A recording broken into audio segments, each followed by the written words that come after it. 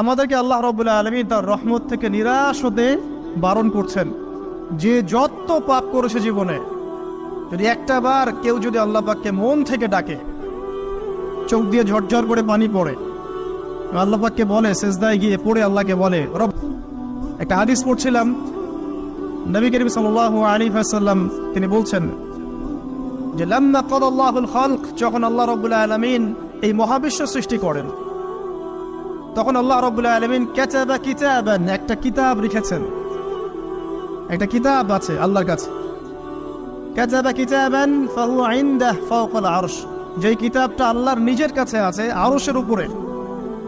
সেখানে আল্লাহ পাক লিখে রেখেছেন, কি লিখেছেন?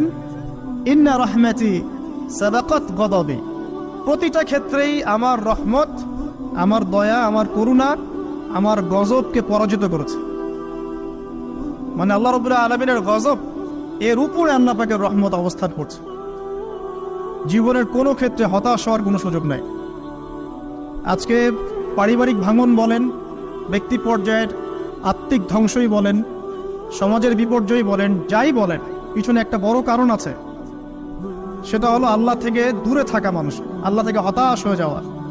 আর এই কাজটা শয়তান করিয়েছে মানুষকে আল্লাহ থেকে দূরে সরানোর জন্য।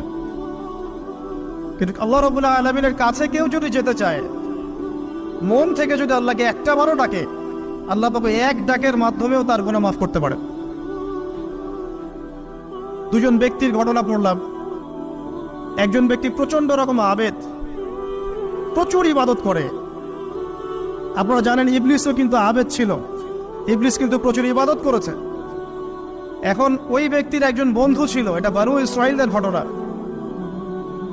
তো সেই বন্ধু পাপী ছিল, বিভিন্ন কবিরা গুনাহ করত। আর এই আবেদ ব্যক্তি বারবার তাকে নসিহত করত, গুনাহ ছেড়ে দাও, তুমি পাপ করছো, গুনাহ ছেড়ে দাও। তখন সেই ব্যক্তি যে পাপ করছে সে বলতো যে আল্লাহ কি তোমাকে আমার রক্ষক বানিয়েছেন?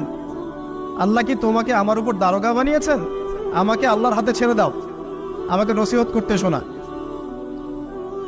একদিন এই আবেদ ব্যক্তি তার বন্ধুকে একটা জঘন্য পাপ করতে দেখলো, এমন একটা পাপ যেটা দেখে তার মনে ধারণা আসলো এটা চরম জঘন্য একটা কাজ। তখন সে মুখ ফসকে বলে ফেললো যে আল্লাহ তোকে আর মাফ করবে না।